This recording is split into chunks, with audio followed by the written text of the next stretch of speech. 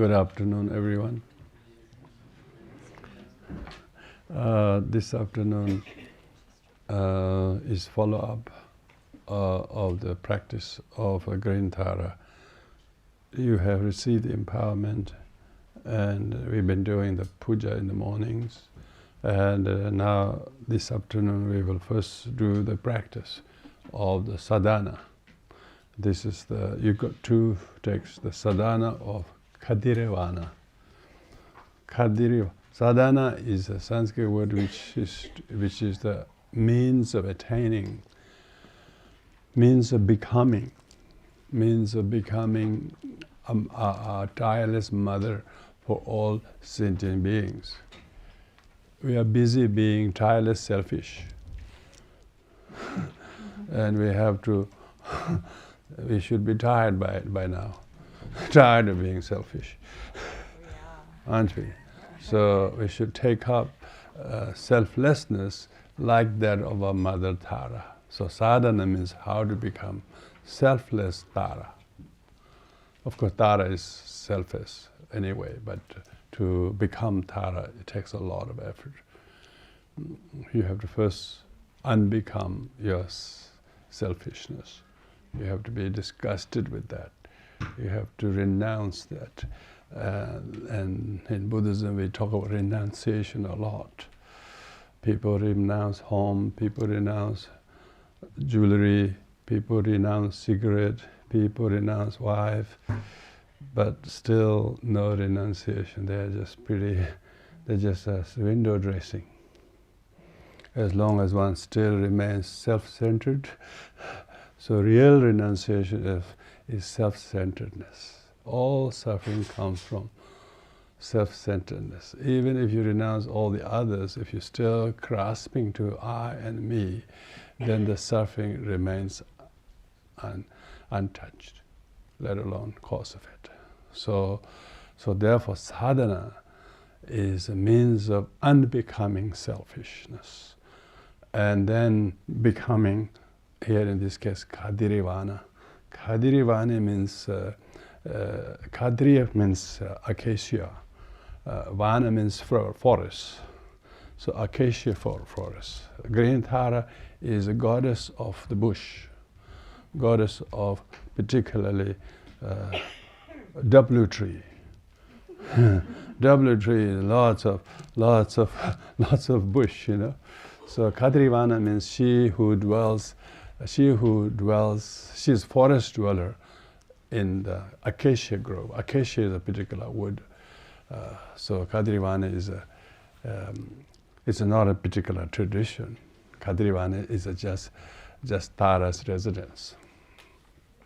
And so I'm sure you can relate to coming to the bush and having spent 5-6 days close to nature with people, and you feel really soothed. Even environmentally, scientifically, they know you should go and walk in the bush.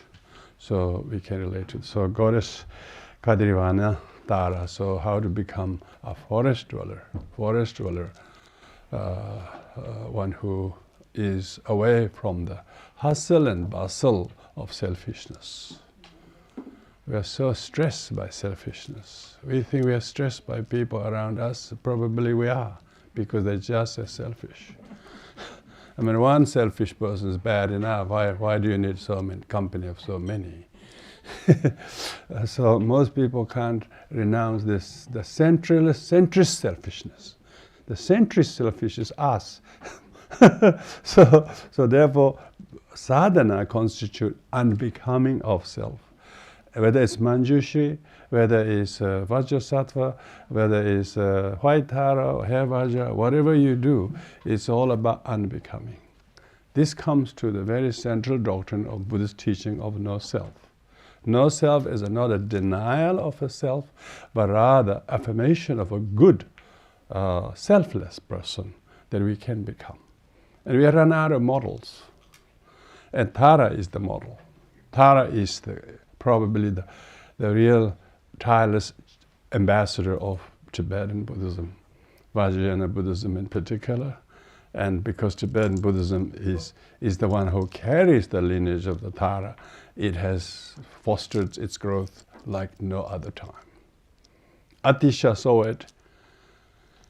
Atisha himself was reluctant to travel to Tibet in 1042 when he was invited. It wasn't Tara appearing in his dream and in meditation, encouraging him to go and give up concern of his long life, but go for the sake of the benefit of teachings. And was she not persuasive enough to make Atisha, not that he was selfish, probably he was fairly advanced of not being one, but she definitely gave him a push to go a bit further by renouncing 10 years of his lifespan and work for the Dharma in Tibet. So that story very much shows how much Tara has influenced.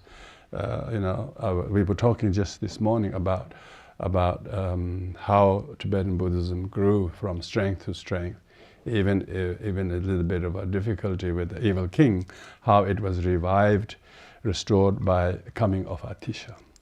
Atisha is a name, not a name of the person. It's a name of his work. His name is Dipankara.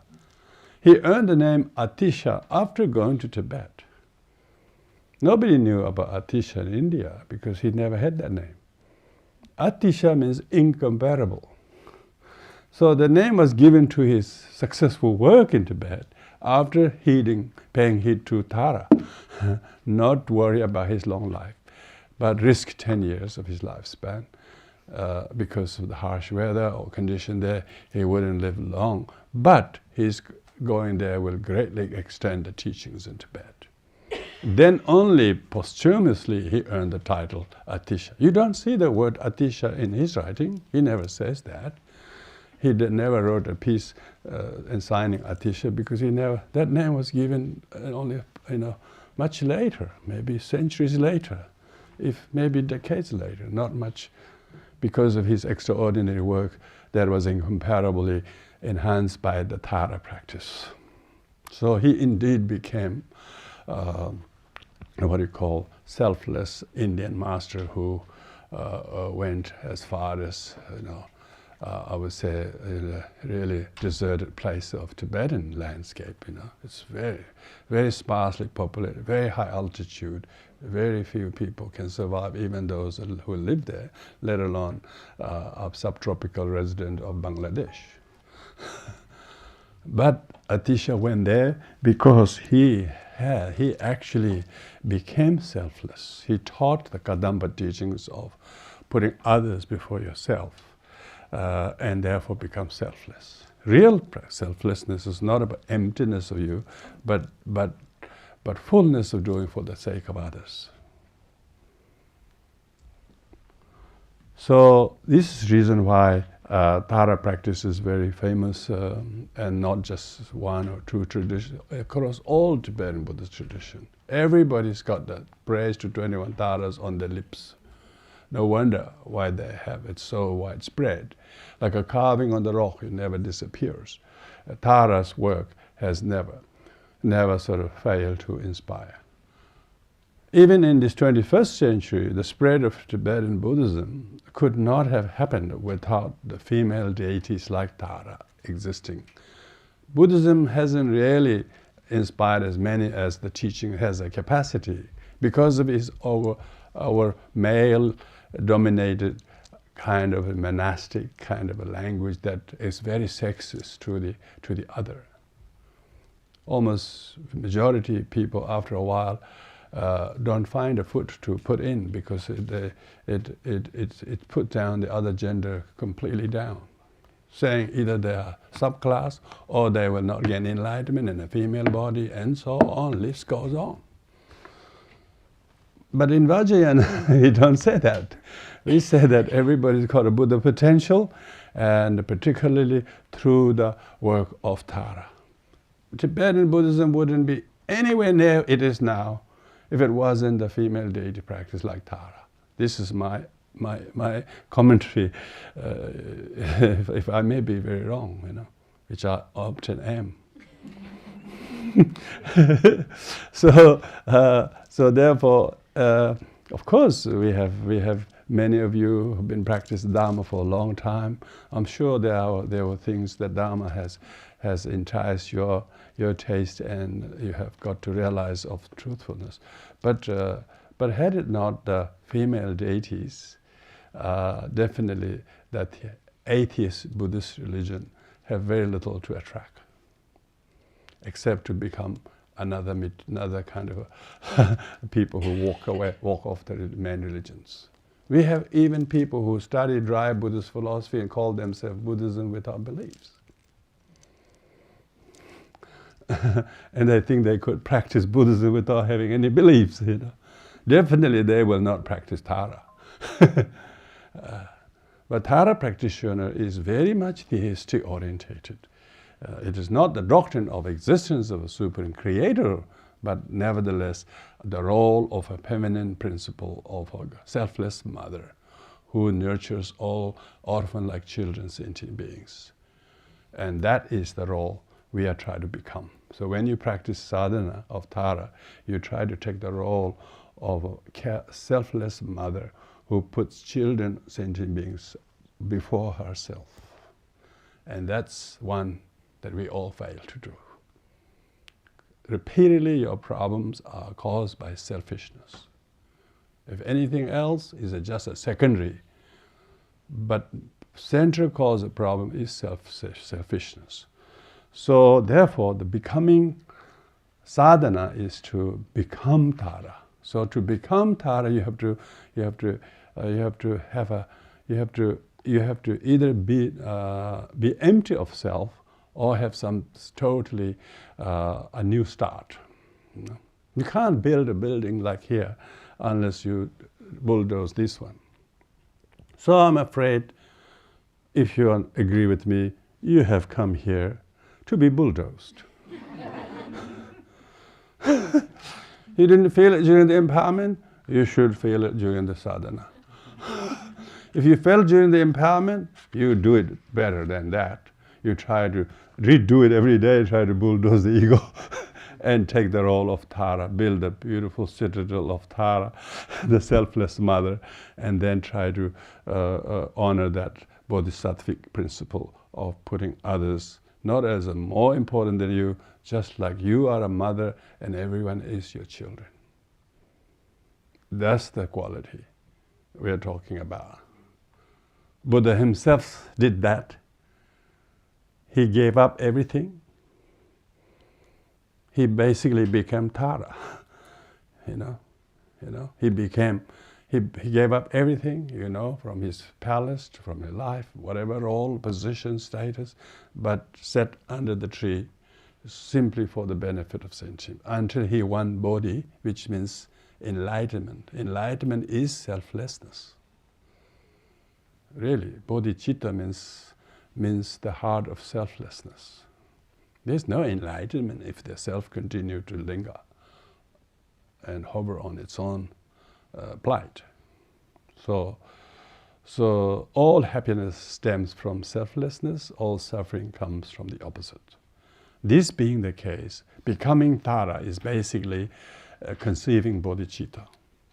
And then deify the bodhicitta, the selflessness in form of a visual deity with eyes and nose and green face and outstretched right leg, with a nice big tail, with couple of nice kind of youthful goddess look, but meaning she's tireless. She's never tired. She never would give up on any sentient being, full stop. That's why she's so youthful and readiness to get up with the outstretched leg, but never losing her meditative state by the left leg sitting in meditation. So all this iconographical symbolism will speak to you what the qualities of Tara meant to be practiced by us, both in sadhana or in life sadhana. Because we perform very poorly in life sadhana, you have to do sadhana. Once you know the meaning of sadhana, you might be able to employ that in life sadhana, where you have failed to be the mother, or be the sister, or be the whoever you could have been, because when we are not, we're all hurt and all wronged by other people and all. The mother doesn't see that. Mother don't have time to feel her sorrow.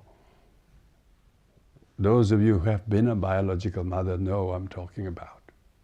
What's like to be not being able to put your child before your well-being.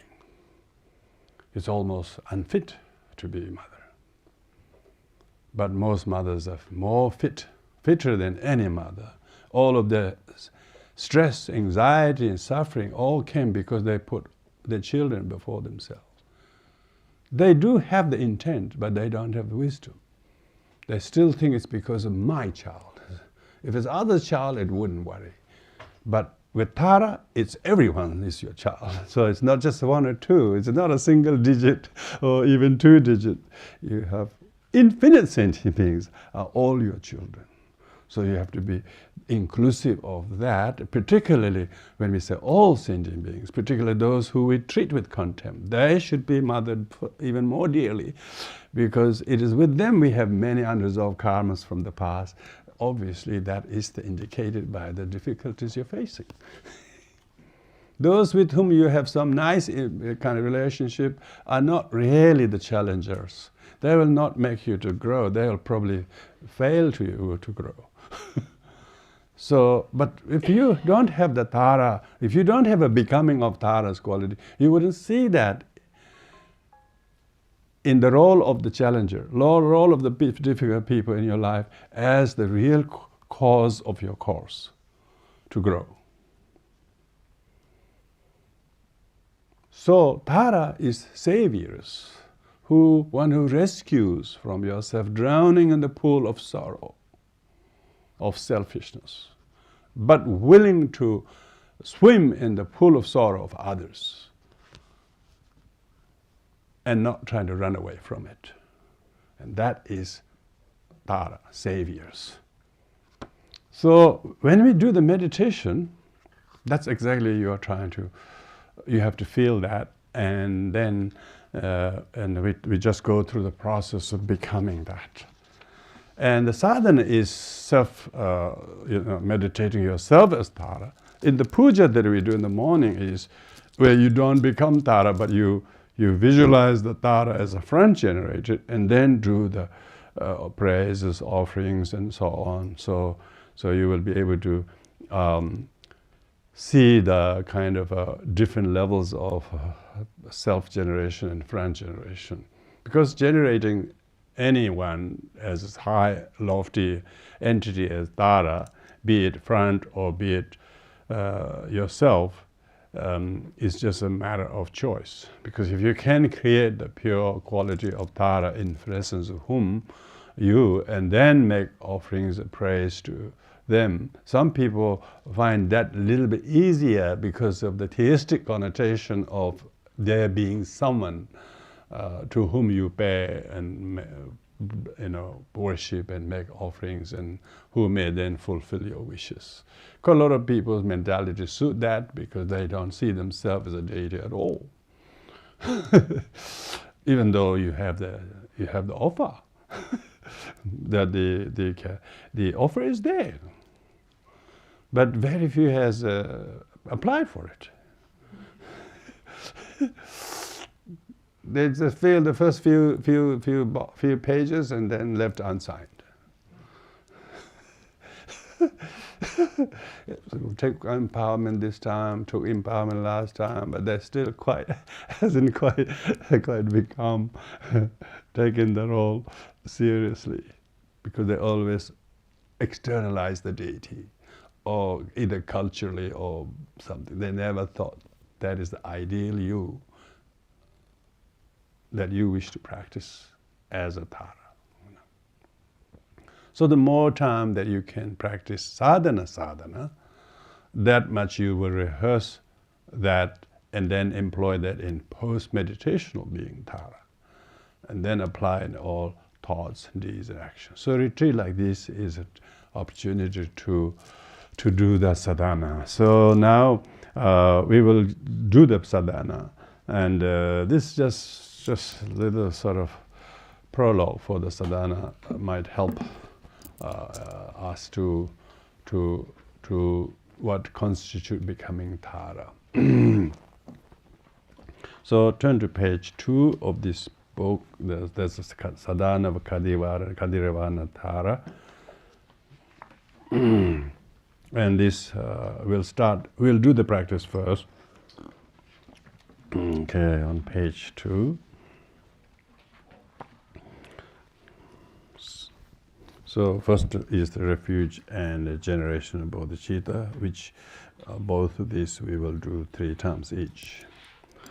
I and all sentient beings equal to the bounds of space from this time forth until the essence of enlightenment reach, take birth in the glorious sacred Guru, take refuge in the accomplished Buddha, take refuge in the sacred Dharma, take refuge in noble Sangha, take refuge in glorious sacred Guru, take refuge in blessed accomplished Buddha, take refuge in sacred Dharma, take refuge in noble Sangha, take refuge in glorious sacred Guru, take refuge in blessed accomplished Buddha, take refuge in the sacred Dharma, take refuge in noble Sangha.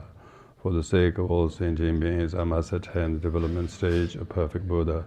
For that purpose, I'll meditate on Holy Tara. For the sake of all sentient beings, I must attain the development stage of perfect Buddha. For that purpose, I will meditate on Holy Tara. For the sake of all sentient beings, I must attain the development stage of perfect Buddha. For that purpose, I will meditate on Holy Tara. In my heart is the syllable Tam, resting on the mundus. Light rays shine from it, inviting Aryatara to appear in front of me.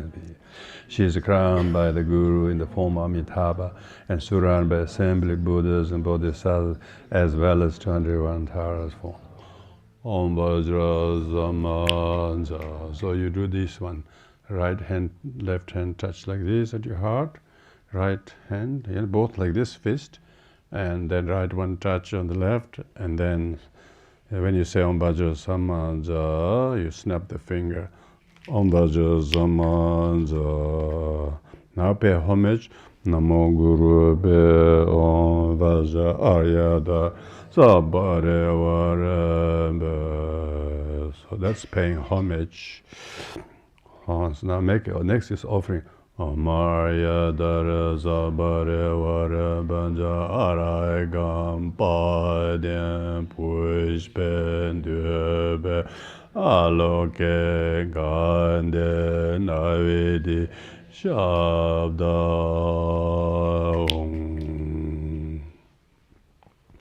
Now the 7 limb prayer. I take refuge in the triple gem and confess each and every one of my sins. I rejoice virtual beings, give a mind in light from all the Buddhas. I take refuge in Buddha, Dharma, excellent assembly, until enlightenment reach, in order to best accomplish my own, others, and awaken the bodhicitta. Having awakened excellent bodhicitta, I invite all beings. I'll practice pleasing, excellent conduct of bodhisattva, gain Buddhahood in order to benefit all beings.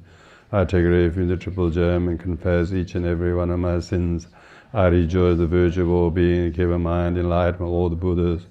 I take refuge in Buddha, Dharma, excellent assembly, until enlightenment reach, in order to best accomplish my own others' aim, awaken bodhicitta. Having awakened excellent bodhicitta, I invite all beings. I practice pleasing, excellent conduct of bodhisattvas, gain Buddhahood in order to benefit all beings. I take refuge in the triple gem and confess each and every one of my sins. I rejoice the virtue of all beings, give a mind in light of all the Buddhas. I take refuge in Buddha, Dharma, excellent assembly, until enlightenment reach, in order to best accomplish my own others and awaken bodhicitta. Having awakened excellent bodhicitta, I invite all beings. I practice pleasing, excellent conduct of bodhisattvas, gain Buddhahood in order to benefit all beings. May all beings have happiness and cause of happiness. May they be free from suffering and the cause of suffering. May they know a power from happiness that knows no suffering.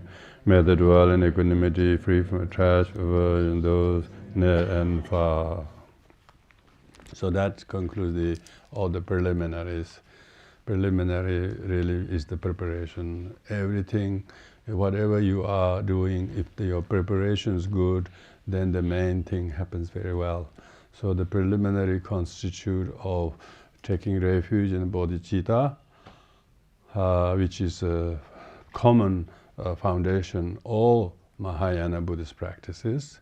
Refuge is common to all Buddhist practices, and having bodhicitta is common to all Mahayana Buddhist practices. There are many deity yoga practices, Buddhist and non-Buddhist, but distinctive feature of Mahayana Buddhist sadhana practice is existence of both refuge and bodhicitta. So that is common found preliminary. Then the accumulation merit is where you first invoke the merit field, 21 taras in first. So this is done by the conventional post-meditation practitioner. During the preliminary, you don't become Tara as such, but you can still maintain the identity of I wish to become Tara. And therefore, in order to become Tara, you want to make the preparation. Firstly, you have to get through the main gate, don't you? First, you have to go through the main gate, going for refuge, and generate bodhicitta, and then accumulate merit. Accumulation merit, accumulation wisdom are two features of sadhana, any sadhana. Whether it's Kriya Tantra, Charya Tantra, Yoga Tantra, Anuttara Yoga, it's a merit-only class of Tantra. All of them constitute attaining two kayas, Rupakaya and Dharmakaya. Rupakaya is attained by practicing accumulation merit, and Dharmakaya is accumulation of wisdom. Why we have to do the accumulations is because we have the hindrances. We have two obscuration, the afflictive karmic obscuration and cognitive obscuration of knowledge, of thinking I am me and my gender, my culture, my ethnicity. This is our biggest obscuration. So we have to bulldoze that. And that act of bulldozing is removing those two obscurations. And this obscuration is removed by paying homage, making offerings, doing the sevenfold prayers, and meditating on the four immeasurables. So they are the most fundamental two Mahayana Buddhist practices, particularly deity yoga, because without the merit, you can't bulldoze. You have a bulldozer to bulldoze the tree, isn't it? So it's very difficult to hire a bulldozer. It costs a fortune. Yes, yeah. So therefore, you have to hire this accumulation merit. I can draw these analogies, I'm sure you can understand. You don't bring bulldozer unless there's a big problem to remove. So we have the ego so deeply rooted for thousands lifetimes. Have no intention of leaving, and always dig in to wishing to remain. So that's the problem. We need to completely dislocate the ego, and then replace that with the role of identity of Tara. So we have to de-identify ourselves with the name and culture and identity which we have long become addicted to, and re-identify ourselves with the Tara. So to do that, the accumulation merit reading which we did, we paid homage first of all. Why paying homage is meritorious? Homage is the most effective remedy for ego, pride. One of the 5 cardinal afflictions is pride and ego. Whether it's with whoever you have problem, it's your ego that gets in the way to be of any benefit to others, including ourselves. So paying homage, we do many prostration. It's not people worshipping or idol worshipping. That's people misunderstand. Its purpose is to get rid of your ego and selfishness, pride. Outwardly, it looks like you're worshipping images. People call idol. We don't see these Buddha statues as idols. We see them as embodiment of the ideals of the teachings. We honor that, we believe in the teachings of the Buddha, so therefore we bow down. We're not worshipping idols or theistic being out there to rescue us. So whatever causes the ego to be curtailed by paying homage, whether it's physical bow down or verbally saying respectful things, or mentally deeply respecting someone, if those people who have some people to respect to, they're really happy. Their happiness comes from lack of arrogance. If you have shortage of happiness, try to see what is the hindrance. It's usually lack of respect to someone. If you have particular disregard of someone, don't like someone, your misery will continue. Is that. So it's such a big, deep-rooted problem is ego. So paying homage in Buddhism, whether people do 100,000 prostration, or many 100,000, or do just Namo Guru Be at the very beginning of sadhana, it basically is the same remedy. It's a remedy for the pride. Then second is making offerings. Offering, you go Argham, Padim, do those 8 offerings. Physically, you do the mudras. Verbally, you recite the mantra. Mentally, you imagine. So mantra, mudra, and dhyana. Mantra, the word. Mudra, the gesture. And the dhyana, the thought. The thought, words, and deeds. Yeah. Are therefore interplayed by doing the mantra and mudra and then making offerings. So making offerings is a remedy for miserliness, stinginess, greediness, which is one of the another 5 root afflictions. So paying homage is not paying homage, doing prostration, making offerings is really to get rid of our suffering, our, all the things that we have cluttered and greedily go and obtained and hoarding sufferings, causes of suffering. We think they are good for causes of happiness, but they are causes of worry, anxiety, self-entrapment. Making offerings, physically doing the hand gestures, verbally reciting, imagining the goddess take away all your virtues in the form of beautiful things to please the Buddhas, and then get rid of your miserliness, stinginess, is the offerings. No Buddhas need any of your flowers, any of your gold, any of your jewelries. They themselves have plenty, they renounce. So offering of the things are mainly a mental training. It's a training, it's a like centre practice for you to get rid of your attachments. So all the offerings. A lot of the sufferings that you have are your attachments to things, to ideas, to people, to places. You're so attached to them, therefore you can't give up any of them. You can't offer any of them. That's the reason why selfishness is still staying on, because we can't give up anything. So through miser, through devotion, you get rid of pride. Through offering, you get rid of miserliness.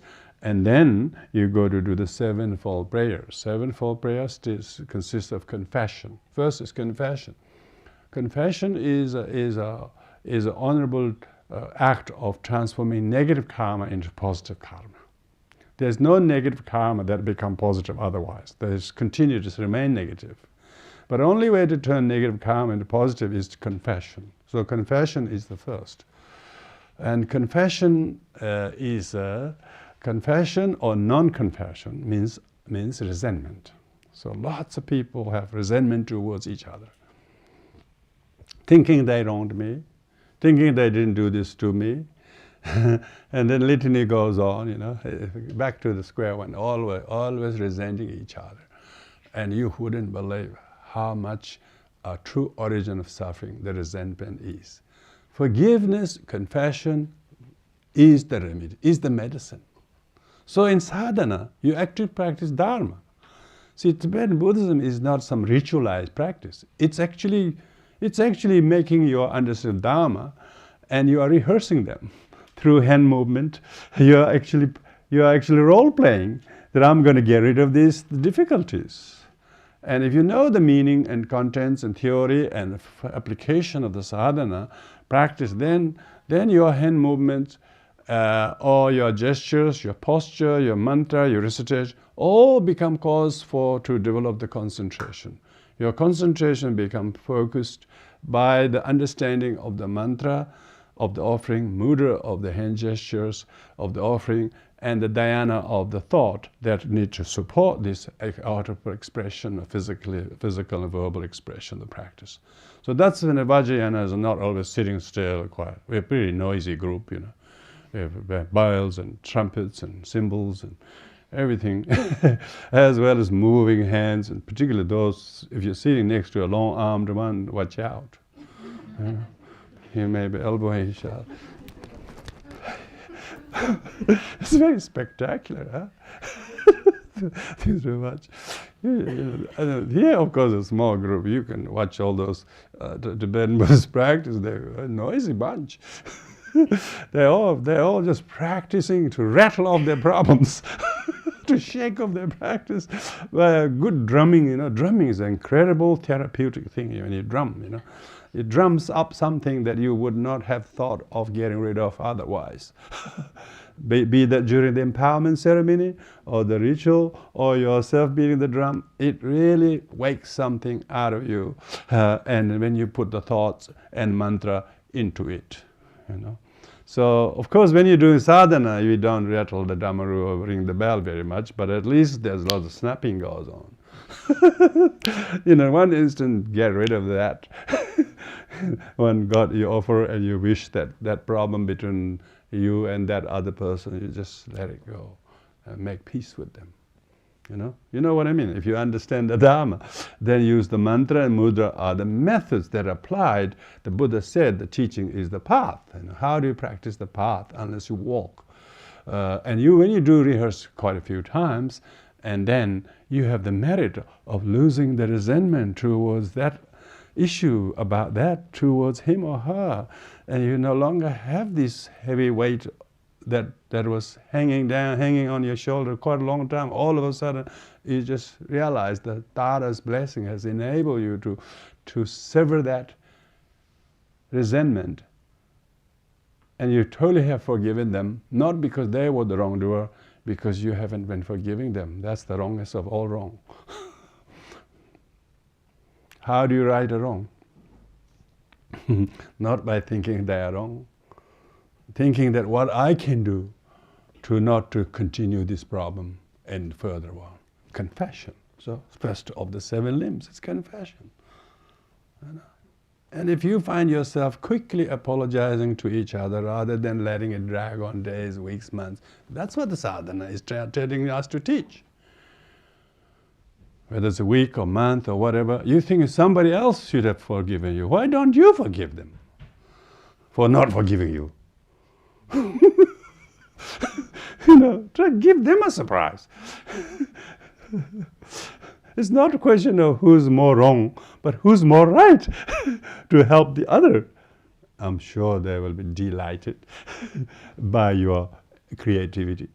Tara means creativity, youthfulness. Why is the youthfulness? That you're not fatigued, but you are energized to be present, and therefore youthfulness. Why is youthfulness? So that you don't get tired by selfishness. You get energized by lack of it.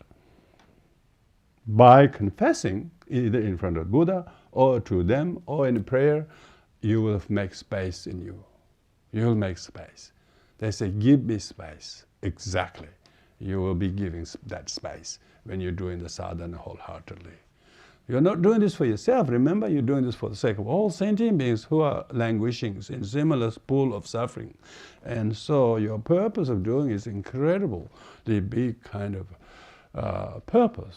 So confession, wow. If you don't resent, you have good reason to fit well and strong and healthy. No wonder people feel otherwise, because they haven't forgiven themselves or apologized to others. If you can't apologize them in person, do that in presence of Tara during Tara practice. That's exactly why the Tara pujas we do in the morning. People can just put those thoughts in the mantras, in the prayer, with the multitude of Sangha members doing it. You believe that something will shift, and you make in your mind. You rose up a different person after the puja. You have to do the confession. It's remedy to harden an affliction of resentment, ill will, and anger. And rejoicing. Wow, rejoicing. If we can only rejoice, what's the problem? Because we are not able to rejoice other people's diligence, friendship, harmony, generosity, kindness. We don't have to have ours very much. We don't have any way. We are made bereft by our own behavior. But the moment we try to rejoice others' good, you will have the double merit, not double, demerit, double merit. While doing sadhana, you rejoice Buddhas, Bodhisattvas, Yidams, deities, gurus, Sangha members, fellow family members, someone who rejoiced. You then really have joy. You don't have time for sadness. You don't have this paleness in your face. You don't do that. You are lit by joy from your face. You will feel lit, The joyfulness is come from not because you are good, because you see the good in others and delights you. Means your darkness goes away and you feel lifted by the spirit of joy. Joy, this is pure joy. These are joy that doesn't turn into misery.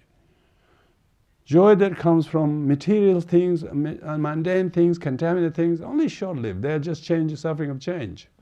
They're not joy that doesn't turn into suffering. They turn into suffering. They are suffering of sufferings.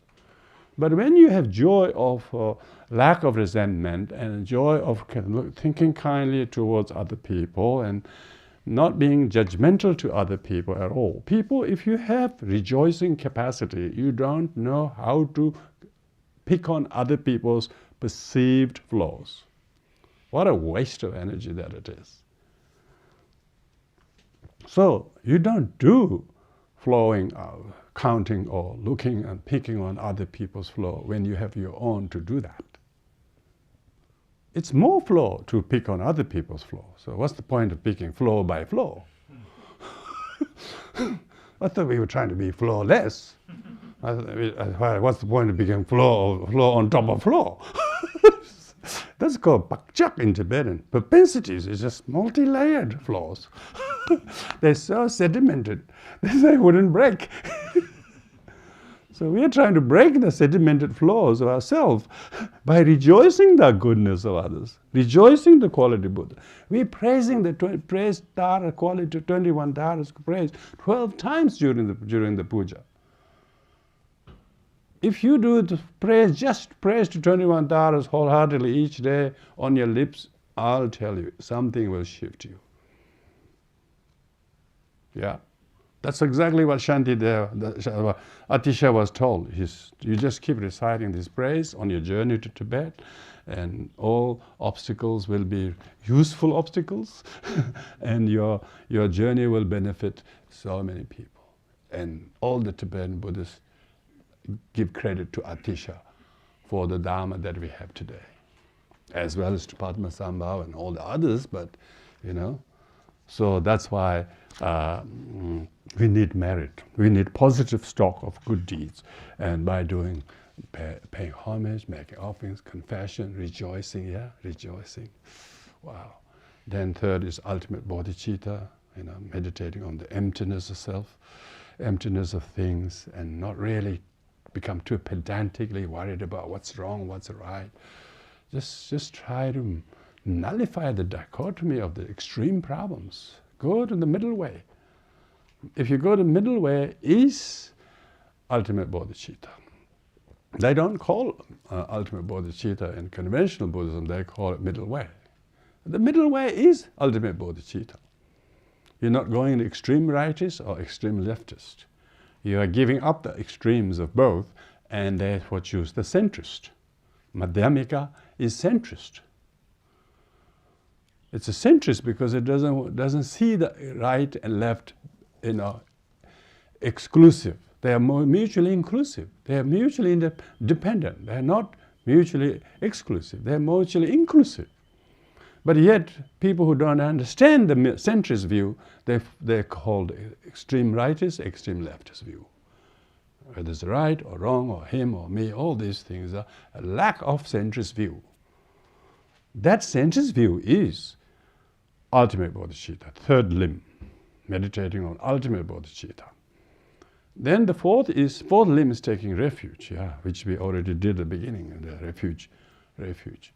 And then the fifth and sixth is wishing bodhicitta and engaging bodhicitta, which is already in the sadhana. So you can see how the seven limb prayer basically is the backbone of all Mahayana Tibetan Buddhist Vajrayana sadhanas. If there's any sadhana without seven limb prayer, you would have to question. How could you instantly become a deity? You can't. You have to have merit so the seven limb prayer you look at. Now, while talking about this, we have the Great Tara Puja text. Later this afternoon, we will stop at 4 o'clock for a change. And you will have the whole afternoon, evening free. And I strongly recommend you to read the introduction in this Grintara Puja book, which I've written a number of years ago, on the first introduction. In it gives you it gives all the outline of 20 praise to 21 taras, as well as the detailed description of the 7 limb prayers in particular. Yeah. So with this session, I will not go there because they're all written there. You being all literate, you can read yourself and then try to make the sense of the need of the cultivating the 7 limbs. 7 limbs meaning if you haven't got one of the limbs working, you're disabled, isn't it? You're disabled. Likewise, to become a deity, to become Tara, you have to have all your 7 limbs fit. Yeah. So that is the limb of confession. Because if you don't confess or you don't forgive yourself or forgive others, you're judging, you're guilty, and you're resenting. So that's the crippled. We're crippled. We're basically disabled by that. If you feel unhappy any day, it's probably this. Probably this. You're judging yourself. You're judging others, think they're wronged me, and you really hate them. You feel hurt.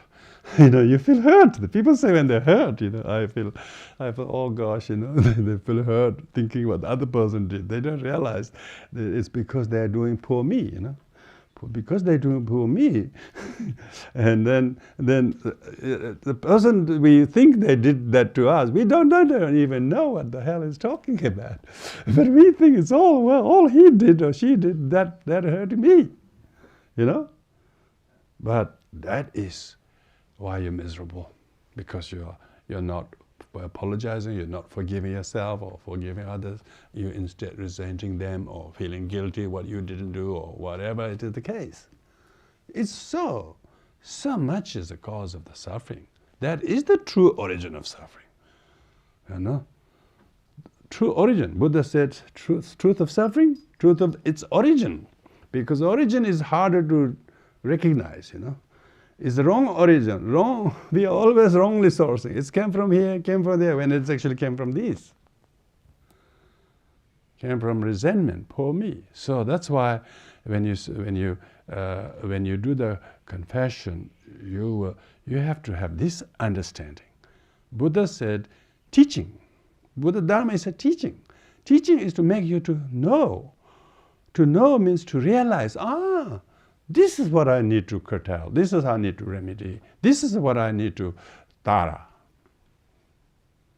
This is how I need to rescue myself. I'm falling into the ditch that I have dug myself in. And yet I'm complaining someone pushed me in it. And we don't see it because we are blind. Eyes are blind. Eyes are closed by self-importance. And so when you confess that, when you forgive yourself or forgive the others, while doing sadhana practice or praising Tara and so on, the multitude of the ritual and its master plan of self-transformation will shift something in you. That's exactly people like, By the way, Atisha was not only persuaded by Tara, but dissuaded by many others. They say, "Oh, you shouldn't go there. You must be crazy to go that kind of land, so far, so high altitude, at this age. You are so important to us, you know." So he had many people try to dissuade him from going, you know. But he did otherwise. He did otherwise, the inconvenient decision. That if you become Bodhisattva, Tara or others, you have to do the inconvenient job. You don't choose the easiest job, okay? You have to pick up what nobody want to pick up. I'm sure other Panditas from Bangladesh didn't want to go to Tibet. We haven't got a list of them. We only got the list those who came and did this for us. So you have to be pretty selfless. Tara means daring to be selfless, who rescue ourselves from being self-centered. And so we need to realize the teaching. We need to see the teaching and its truth, and then do the confession, then do the pardoning, then do the rejoicing, and then do the bodhicitta and the rest. Then the merit. The merit means it feels so right. It's so proper. You can see why it's true. It hurts to do that. It really kills your ego to do that. It really helps others if you did that. And you might have to be the sufferer now, but it's a useful suffering. We have gone through so much useless suffering, but this will be useful suffering. Shakyamuni Buddha didn't sit under the tree because he liked suffering. He wanted to undergo through useful suffering. Tapasya means, one who's daring to bear the hardship for a good cause. Katup in Tibet, who's able to bear the difficulty of all difficulties, for the noble cause. Yeah. So all these 7 limb prayers, you will give you an additional fit limb. Otherwise, we have all the limbs are broken, and no wonder very few people can really function very well, because their limbs are all broken. So every time you do the sadhana, you try to repair them. You try to restore them. I'm sure that's what receiving empowerment is also that. During empowerment, we do the 7-4 prayer. We doing the sadhana, you're doing that, and then it empowers you again. Yourself are empowered by that. So anyway, so those accumulation merit by meditating on the 7 limb, as well as 4 immeasurable loving kindness, joyfulness, compassion, equanimity. If you have loving kindness, this is immeasurable loving kindness, that which overcome ill will. The loving kindness to attract others people's kindness towards you, generosity, that's not loving kindness. That is, fairly ordinary. Real loving kindness is where other people's ill will towards you is overcome by your loving kindness, by radiating understanding, and then generating loving kindness to them as an unrecognized past lives mother who have happened to be in this situation due to unresolved issues between you and them. Now it's for you ball is in your court to overcome that with unconditional loving kindness. That is loving kindness. We need to then reduplicate with every other sentient being whose number is infinite, and that is called infinite loving kindness. Not just infinite loving kindness, not just number of sentient beings are infinite, but a loving kindness that you transmit and radiate to one sentient being is infinitely more better than anything else. The whole world, even this whole world of our planet Earth is filled with the jewels. It wouldn't match the value of one loving kindness you truly practice, that you truly understand. Only by practicing Tara you can become you can be the embodiment of that loving kindness, infinite loving kindness. And the more you have loving kindness to any one sentient being infinitely, that much you will feel their sorrow as one which is a cause for you to develop more compassion than you ever knew that you had to do. You need to better your compassion than before. The compassion that you feel for suffering sentient beings, and whose number is infinite, and the degree of suffering the sentient beings have is not only suffering of change, suffering of all pervasive conditioning to the grasping to the notion of I am. How often have you meditated on a compassion directed to sentient being because they're suffering of I am? Seldom. Yes, we usually say, oh, meditate on animal kingdom because they're killing each other. Meditate on human beings because they're hungry, thirsty, and dying and sick and separating from the loved ones. These are all suffering, suffering of change. We don't have a comprehension to the need of developing the all suffering endured by sentient beings due to all pervasive conditioning of I am to their body, to their name, to their achievements, or say failures of them and their suffering, because they are so attached to I am. And so that's this kind of multi-layered compassion that you generate to even one sentient being. It's not so much the poverty is given food, or penniless is giving money, and sick is given medicine. That kind of sort of first aid compassion is not infinite compassion. Infinite compassion is not only directed to sentient beings, but also on the lack of inherent existence of suffering itself, that sentient beings mistakenly think there is. That is their suffering, that is real, that is true, that is permanent, that is inherently existing. It's so bad a news that they think that is true, when the suffering itself, there's no suffering, says in the Heart Sutra.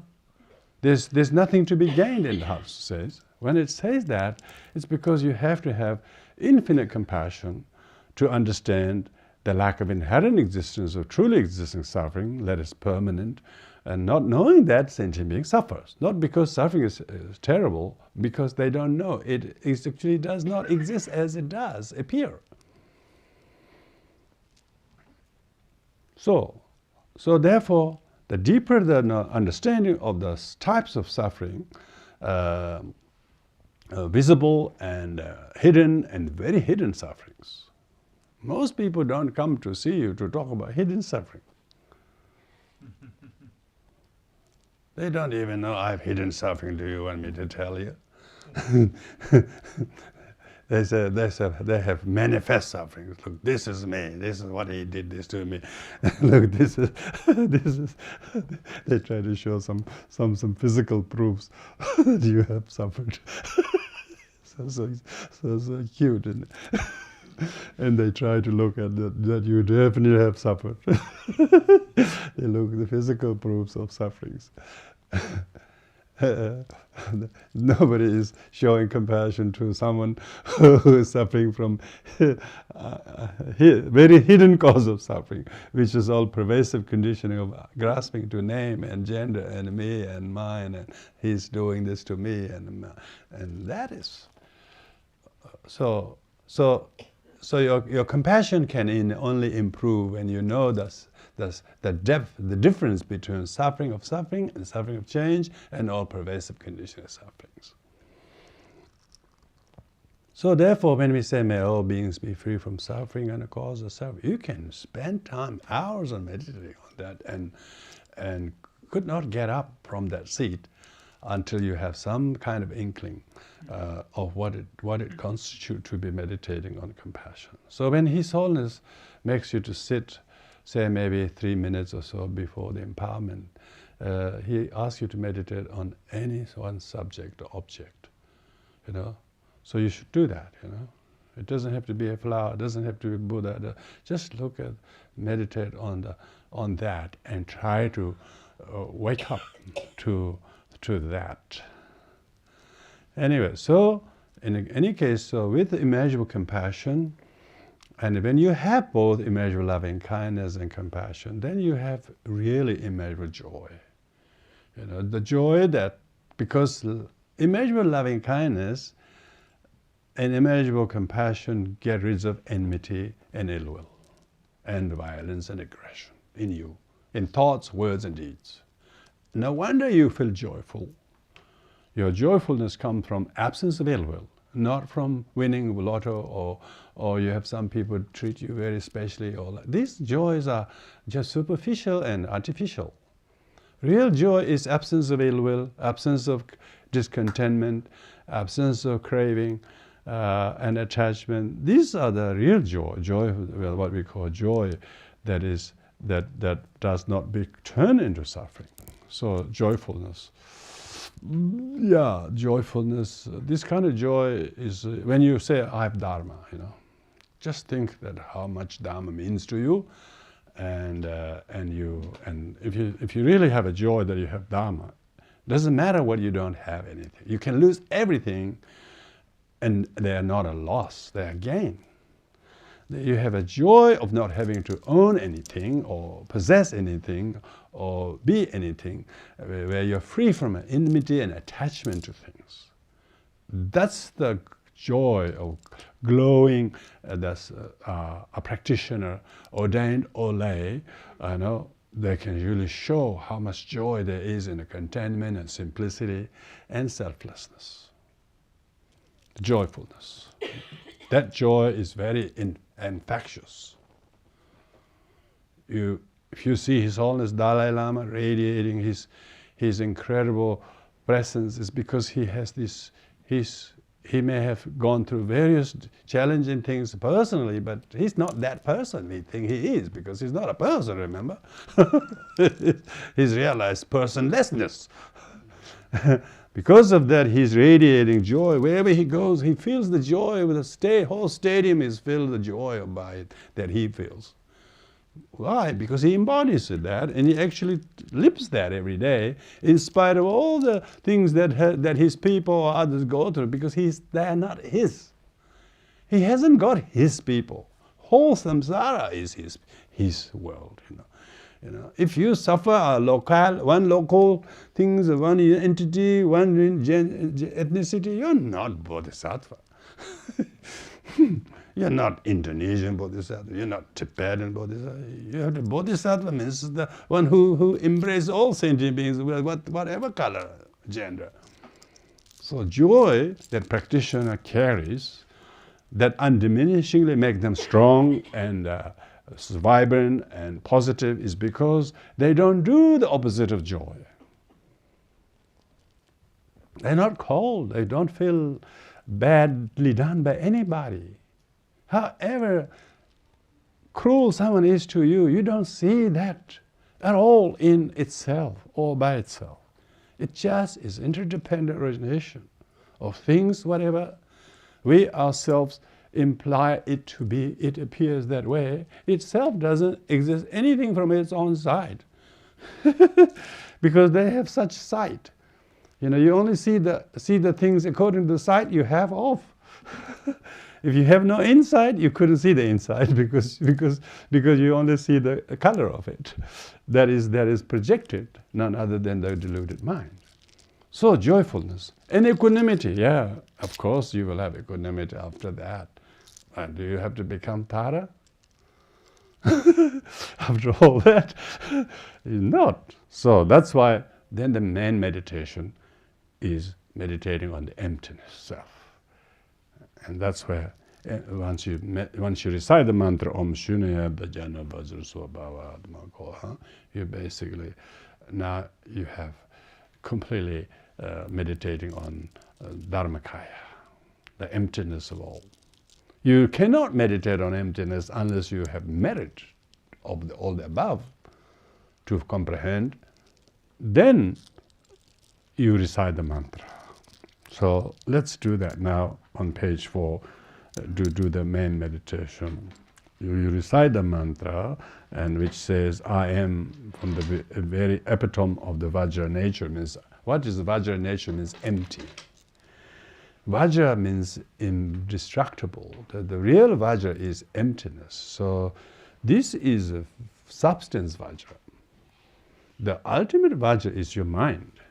And that mind that is not visible is made visible by a substance Vajra during the empowerment.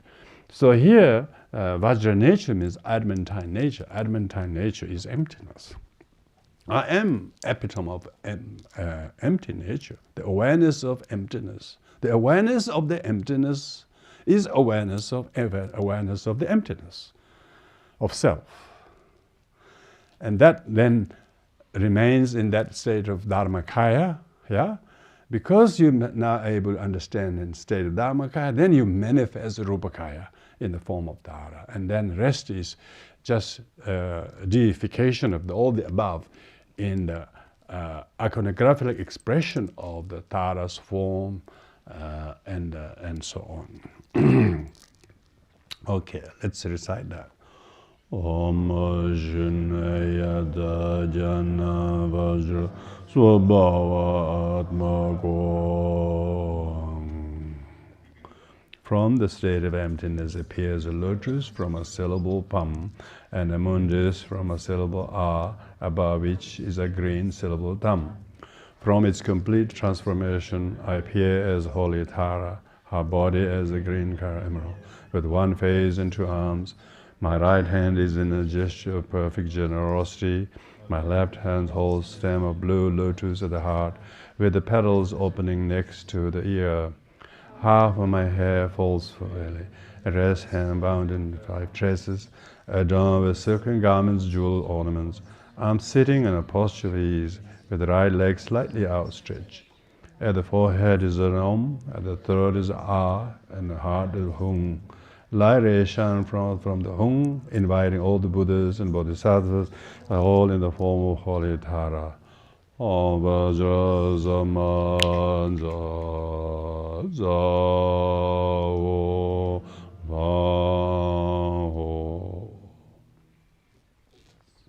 The initiating deities, Buddhas of 5 families, appear in the sky in front. Om Vajra Zaman Za. I supplicate all the Buddhas to grant me the initiation. Just as the Devas bathed the Buddha when he was born, we now anoint you in the same way with that pure celestial water. Om Sarva Tata Gata Abhisheka Sammayaju. As I say this, Tathagata confer initiation on me by pouring water from vases through the top of my head, filling all my body and purify all stains. The excess water overflows from my head. From this appears Amitabha crown my head. So now this has completed the process of you becoming Tara.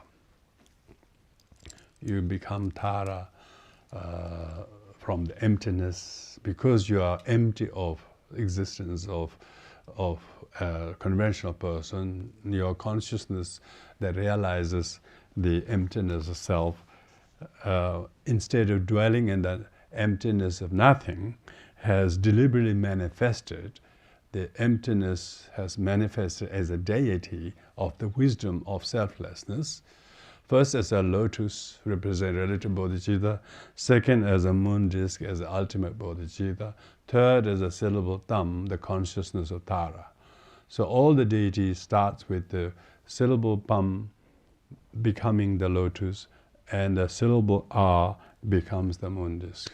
So you're cushioned by a relative and ultimate bodhicitta as a Tara. Tara is manifestation of bodhicitta, remember? So Tara is totally selfless. And so after you become Tara, the Samaya Sattva Tara, you invoke the wisdom being Tara, Jnana Sattva Tara. The fusion of Samaya Sattva Tara with the Jnana Sattva Tara, these two, one is a form body, one is wisdom body. When the form and wisdom are intertwined together, they become Samadhi Sattva Tara. That is the meditative Tara. And then you receive the empowerment by 5 Tathagatas to endorse that. And having done that, then you become completely Tara. Now you have to hold that divine pride of being Tara, and then do the mantra recitation. So you have on page 6 the diagram, the Tara that you are is not a physical, tangible Tara, but the celestial Tara, who is not sitting on the floor, but the lotus is floating in the space, and the moon disk, and your halo, your whole body like a hologram, is the goddess, the meditative Samadhi Sattva Tara. Samadhi Sattva Tara has a 6-syllable tam, surrounded by Om Tare Tu Tare Ture Soha in the heart. It says, focusing on the mantra rosary. So mantra rosary is Om Tare Tu Tare Ture Soha, the 10 syllables. and around the syllable tam. The syllable tam is made out of the initial syllable ta and the 15th vowel Ta represents the consonants, represent the vowel. Consonant represent the method, and the vowel represent the wisdom. And so, what does it do is you radiating rays of light from your heart, honor the enlightened ones, heal the sentient beings, magnetize all the healing power of the Buddhas and Bodhisattvas from your heart. From that, you again direct that to sentient beings, whoever, wherever they are, and then feel the plight of all children like sentient beings who are suffering in the world, and then radiate their compassion. So with that in mind, you recite the mantra.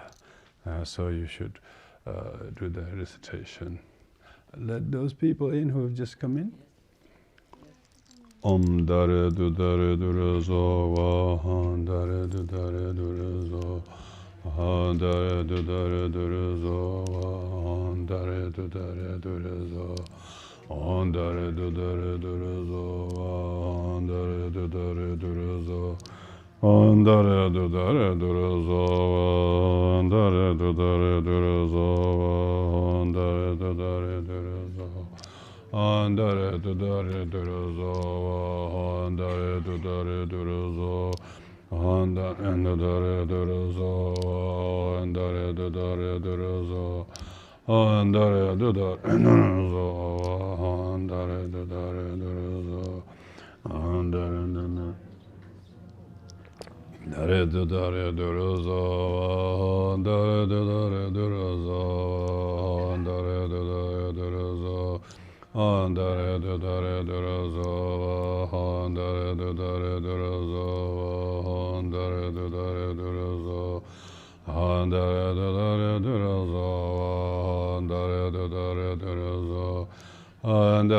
dare du rezo, andare du dare du rezo, andare du dare du rezo.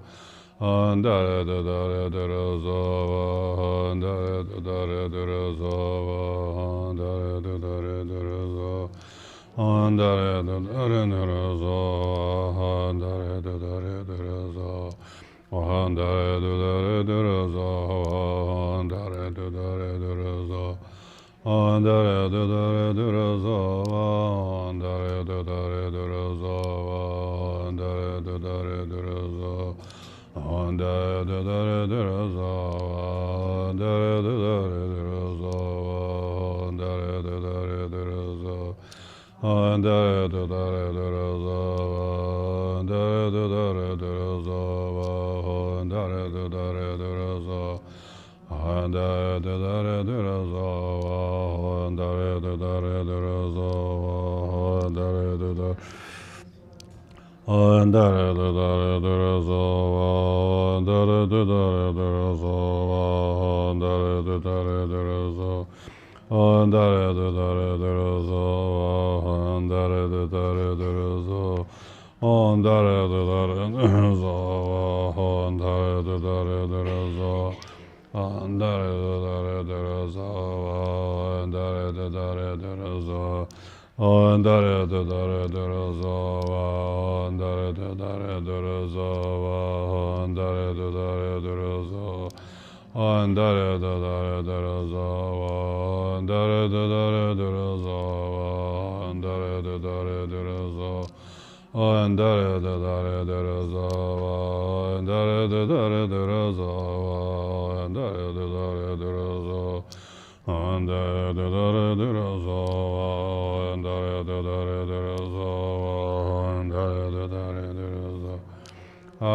dare du rezo, andare du dare du rezo, andare du dare du rezo, andare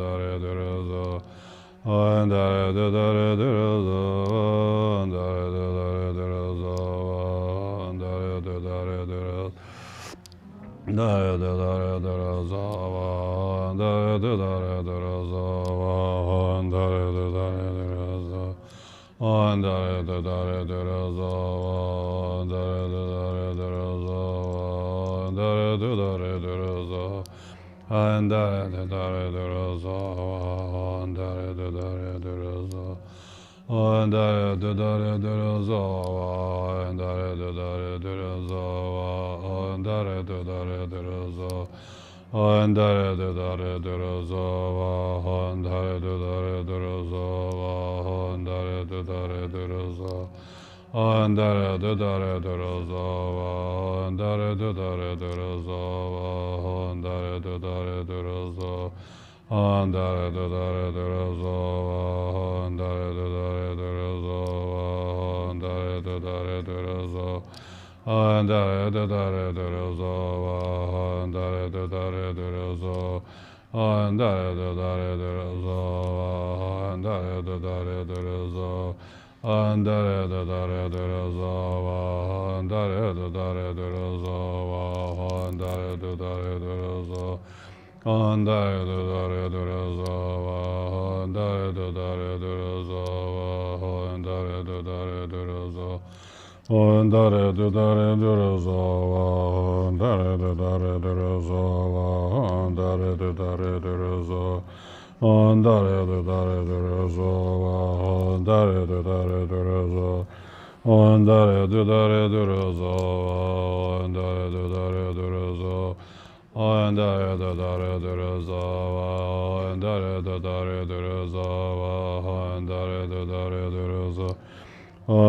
de dare de rosa, andare de dare de rosa, andare de dare de rosa, andare de dare de rosa, andare de dare de rosa, andare de dare de rosa.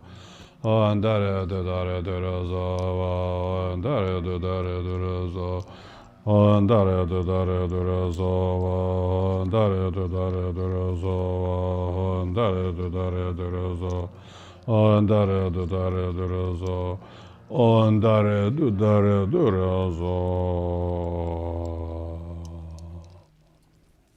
So the main meditation very much constitute around becoming Tara and then doing the work of Tara, who is always present in being present, being with all sentient beings.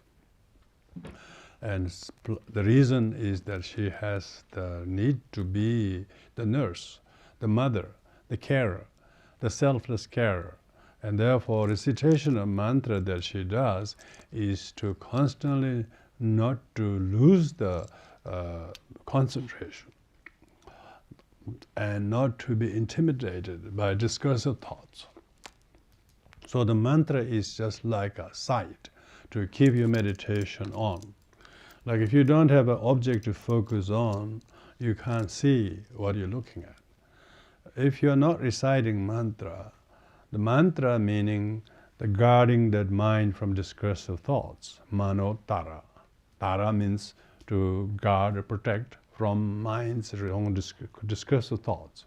So mantra recitation is an aid to stay very attentive for the plight of sentient beings who are languishing in the pool of sorrow of samsara. Om Tare. Tare means savioress. You are interjecting Tara by calling her name. Tare means they do the act of rescuing. Sentient beings are drowning in the ocean of sorrow. So you're reciting mantra, thinking of the sorrow and cause of sorrow sentient beings don't see, caused by selfishness, but wrongly implicating others and blaming each other and making it multitude of times worse. And this doesn't pain you in your heart. What does? And so you've got to stay very present in guarding, not losing this attention as a carer stays with the cared. You can't leave the cared. You can't go shopping. You can't go out. You have to stay with the cared patient. Here is not one finite patient you're looking after. You're looking after the plight of all sentient beings, and thus stay very present. Om Tare, saviors from samsara, as well as all the 16 fears, and so on. So varieties of sufferings of sentient beings from many incidental this life situation, this physical body situation, these finite person's list of sufferings. You just list it, and Tara is there to be the carer. Not to judge them, not to tell them they're wrong, but support them unconditionally until she has won their heart to make them listen to her. The mother, the kindness that you try to show is actualized by your recitation of the mantra. Recitation is calling the Tara within and without you. Come in aid of the plight of infinite sentient beings who are drowning. So with that importance, you must stay present in reciting the mantra. Recitation is calling for help. It's the dialing the 000. Here in this case, it's triple gem in the form of Tara you're dialing. You're dialing Tara. And the Tara is not far. You just have to unveil. You just have to remove the curtain of selfishness, and then Tara will see and look in the eyes of each sentient being as if they're her own child. Now that is the meditation. You should take the role of Tara and then be present with every sentient being that you can know without any discrimination that you are attentive to. Then Tara is the savioress, Tara is the nurse, Tara is the carer, Tara is the mother, Tara is the sister, and Tara is the physician. Tara is the one who give hope to the hopeless and give comfort to the sad, give company to the lonely, and give hope to the dejected. And so your recitation mantra needs to cultivate those intelligent emotional frequencies. And it is for that purpose you're drumming these qualities when you're reciting the mantra. So the recitation of the mantra shouldn't be contented just because your lips are moving or you are counting the mala. These are just superficial sign of mantra. Real mantra is to guard your mind from the wrong conceptions and then stay present as a mother to all people that you have turned away from. Or you fail to understand them, you judge them, you push them, you're angry at them. You should look in the eyes and vow not to do that, and then try to bring the comfort and hope back, the sentient. Of course, you are not meant to feel emotionally the old self in that plight and that situation, but you need to role play that mother who goes and cares for her young. So this is no ordinary meditation to fulfill that daily commitment of some reading the sadhana, reciting a couple of rounds. That's not a commitment. That's just an artificial form that you are practicing. Real practicing is try to keep up this mental continuum of how to stay ever-present, loving, kind mother towards all beings, particularly with those whom we have unresolved issues that are obviously recent karmic frequencies that need to be resolved. So these are not the main cause of your doing, but being able to look further ahead than them and then stay above those and meditate and then be the Tara and become the Tara. When you practice sadhana, you become a sadhaka. Sadhaka is practitioner. When you become a practitioner who does the practice, then you can attain siddhis. The siddhi is qualities. Qualities of you cannot be angered by that anymore. You will not return to the resentment towards him or her or that or this. You have the siddhi, you have the attainment of Tara's qualities. I'm sure this is what keeps many of us at least on the fringe of Dharma, because we're tasting a little bit of sweetness that we can stop angry, stop being mean or upset or hurt by each other in the way we thought day before or week before. We just changed, you know. We believe in changing clothes, you know. We feel good, you know. Just to change a singlet, you feel better. Why don't you change the thought? That's even much better. Your attitude is hurting you more than the socked singlet. So, doing there the mantra and then learning to undo this is the Tara. Is the Tara. You're not asking some external Tara from Acacia Grove to come in through the ceiling and then lift you out of the... That's not the... Don't try to make esoteric expectation those happenings. But loss of enmity to someone, yeah, that is the Tara quality. That's the sadhana. That's a real common siddhi. Common siddhi is you just don't realize after doing the Tara sadhana and listening to the teaching and listening to your heart even more, and then you just don't know how to have the same anger towards that or to him or her anymore. That's the real Tara. It means she who have rescued you. Tara is the one who makes you to shift. You know? Gone, thoroughly gone, thoroughly gone, yes. Yeah, you're really gone. You're no longer stuck there anymore. You're no longer stuck in that pool of poor me. Because Tara is Heart Sutra in practice. You know, Tare, ture, so, ha. There's 10 syllables there. You don't reach the 10 bhumis unless you reach the 5 paths. Path of accumulation, path of preparation, path of seeing, path of meditation, path of normal learning. All of that, these 10 syllables, tare, tures, then 10 syllables constitute the 10 bhumis. And 10 bhumis means 10 stages. Each stage eradicates its hindrance, its obstacle, before it reaches to the next, and next, and next, and next. The stages constitute the kind of, not only the depth, but also duration. Say you may be upset for a few minutes, and then you don't do it more than a few minutes. After that, you no longer nurse that anger. See? You have already gone through the stage of not doing more than a couple of minutes of the ridiculous thing. Then you realize what a waste of time that is. And then you have gone. You have moved ahead. Yeah.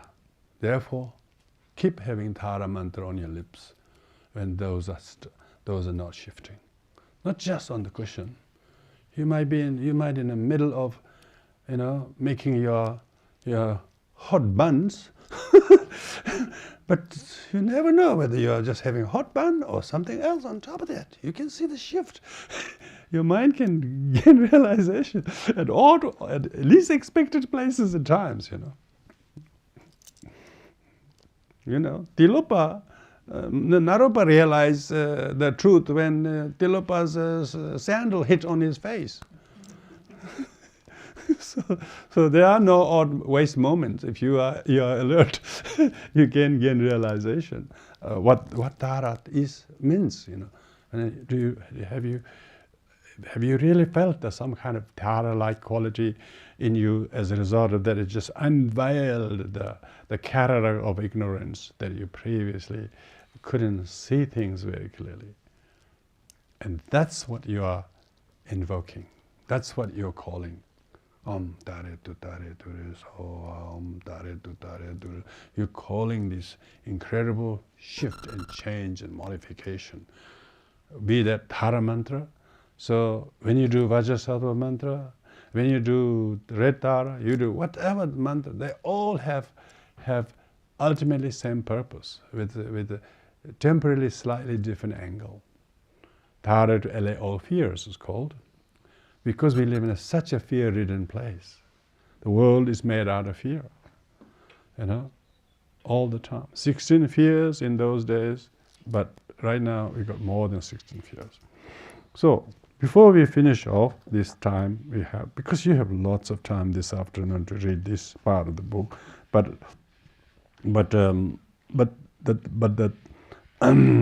you, when you're reciting the praise for 21 taras, like say tomorrow morning when you do the praise, and no doubt when His Holiness is preparing Vajrasattva empowerment, we will be doing praise to 21 taras as well. So when you're doing the praise to 21 taras, you should try to find the qualities of the mother Tara's qualities.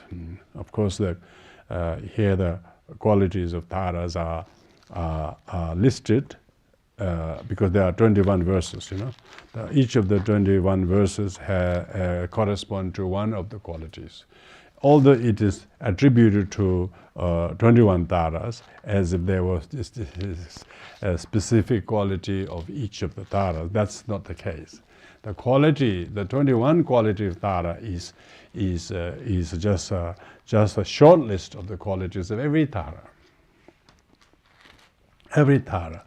When you're praising qualities of tara, which is really teaching that you should look the good in others. How do you know that doing the praise of Tara has not only given you how to do the sadhana and praise very well verse and so, but that means that as a result of that you have the ability to see good in others and that are praiseworthy than the opposite. If you're able to see the good in everyone, from ordinary people, someone who's really condemned and dejected by everyone, but you still see some good in him or her, that they have Buddha nature, that they too have been your past life mother, that their suffering is a cause of your growth and not a hindrance. If you start looking that, of course you can praise them. You can sing one verse for each of those, and then you start seeing the good in ordinary things. Of course, seeing Tara and her qualities is good. That's not. You can't say the sun is not bright. What's the point of writing so many poems on sun when it's already bright? It's good to write some poems when things are very dark and then try to brighten yourself up so that doesn't darken you, but you see some good in it. So what does it mean to praise the Tara quality of Tara? You start seeing good in everyone, Tara in everyone. You try to see Tara in everyone, or at least a challenge for you to improve what you're seeing now is failing you to see what really are there. We don't see mother in others, for instance. Tibetan Buddhism, Mayan Buddha always said, everyone is your mother. See him or her as your mother, and then see how you will respond. As soon as you realize she is your mother, you will have second thought about whether you want to link that perception to your mother or not. You see, the whole challenge is so useful to see what we see and how we see. Praising the Tara, if you raise it, that's why people do lots of reciting the Tara praises, because those people who do praising Taras, they usually hardly are negative verbally. They would not say any critical, harsh, judgmental words of others. The blessing of the Tara praise, verbally reciting that, will make you to exercise profound restraint into your verbal behavior. What you are able to say are very healing, very kind, very respectful, very courteous, very kind. And how do you show kindness? Through how you say to them. How do you speak without hurting others? Because you say something very mindfully. So we are able to actually restrain our own mouth.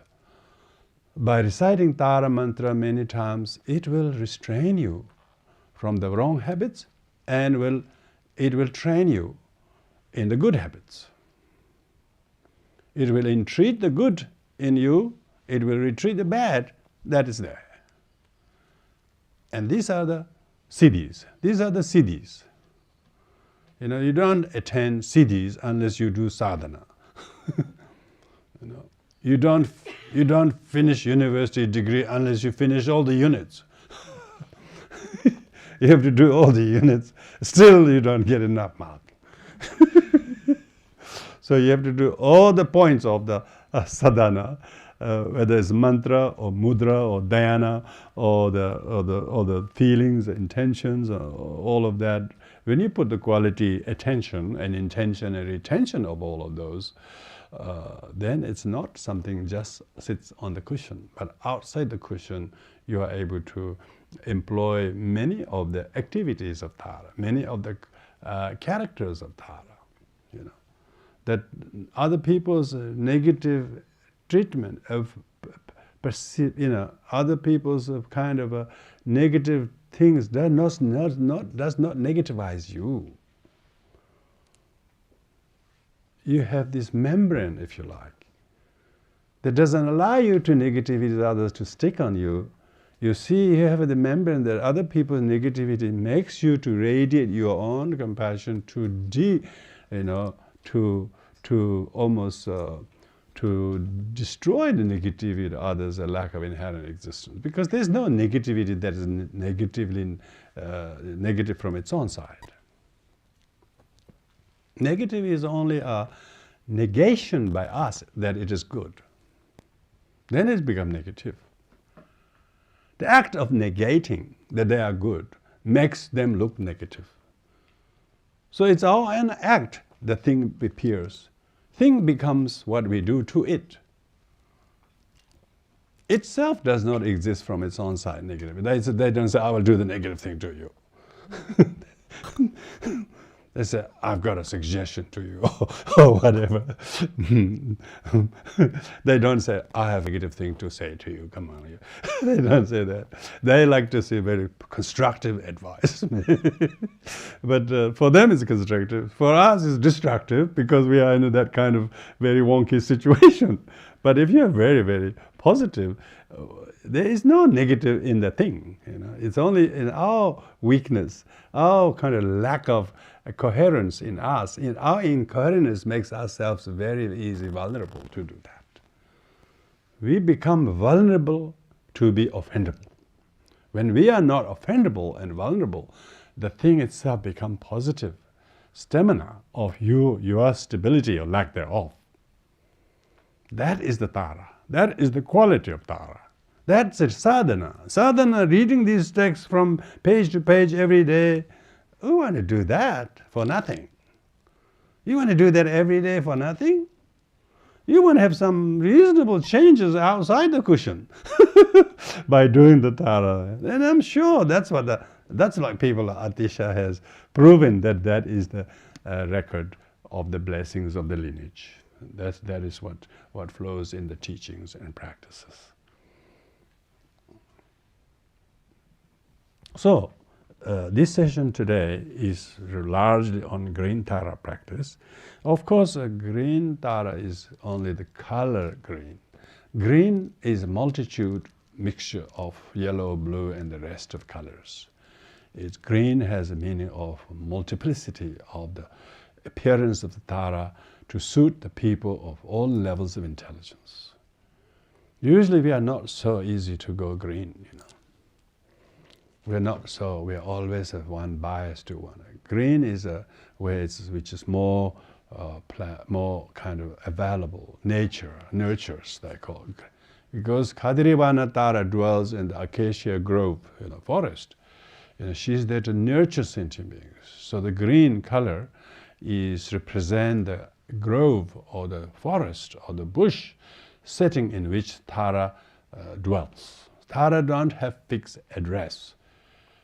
So don't try to GPS Tara, okay? You see, Om Vajra Samanja, she's right there. you just unveil, and Tara is right in front of you. It might be your friend, it might be your whoever, but you got to look that in them, and then try to see how that can teach you to become the Tara there and then. So on the spot sadhana. So we need to understand sadhana. What is the understanding of the sadhana? It's doing the sadhana each day, daily. There are many, many people who do it, culturally speaking. But real sadhana is how to live these qualities, these facets of the bodhisattvic female energy of the mother, tireless mother, and non-judgmental mother, selfless mother, diligent mother, kind mother, mother who accepts difficulties, and mother who understands that these are her children. They say, it's my children. I'm sure some mothers of my youth said, "It's my children. What can I do?" You just take on. I mean, people already doing it with one or two. But you don't do all sentient beings in one go. You have to do one at a time. One at a time, be the mother. Which is very, very good. You wouldn't believe it. One at a time, how much the drops fills the jar. Never try to think, I cannot do all the sentient beings. They are not there, all the sentient beings. All the sentient beings, they say, think globally, act locally. Think of all sentient beings, but treat one at a time. And don't think about the next. Don't think about tomorrow. And don't think about what did or didn't happen with that person yesterday. Think of that as a fresh new sentient being. Try to deal with it, and your perception of them is really like that of a mother to a child. Because when you think of now this one from yesterday, this one from last week, that's what the problem. You're in the past again. You're not present. You need to rescue yourself being in the past. You have to be completely present as a carer. If you're a carer and you paid for being carer's job, you don't tell your cared, I did remove that, clean your nappy yesterday.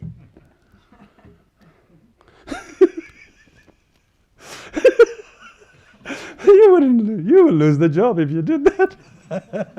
I changed you yesterday 3 times. Then you think you're there for today to do nothing, is it? You see, most people are really pained by their grasping to the past. If they just thought this is just then, that's perfectly fine. But they're nagged and by all the past in which their mind is stuck. If it was just because we are thinking he's the same person, thinking the same problem. No, it's a different one. Everything's momentary, everything's changing. See, we forgot everything is different. Everything is impermanent. Today is what is it? Wednesday. Yesterday was Tuesday. Oh, that was Tuesday. Your friends remind you, that was Tuesday. And today is Wednesday. Yes. We not only think today is still Tuesday, but we also think that that's the same nappy we are changing.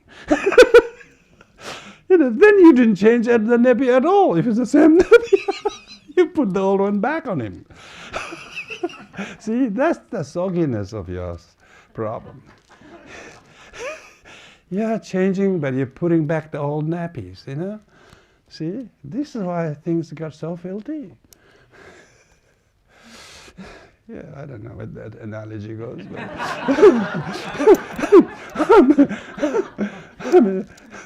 I mean, people are so hygienic and clean, Maybe the opposite analogy will teach you to not try to change the same. Can you believe changing the same? I mean, you can't change the same thing, If you change the other, you don't have to change this again, So, all, they say, form, likewise, feeling, likewise, perception, volition. Volition is empty of inherent existence. We think the volition is real and permanent and true and entity. Same as the person, what he did is today's, yesterday's, same person after 10 years. That's the problem. Problem with thinking the volition of the person is volition, is the person.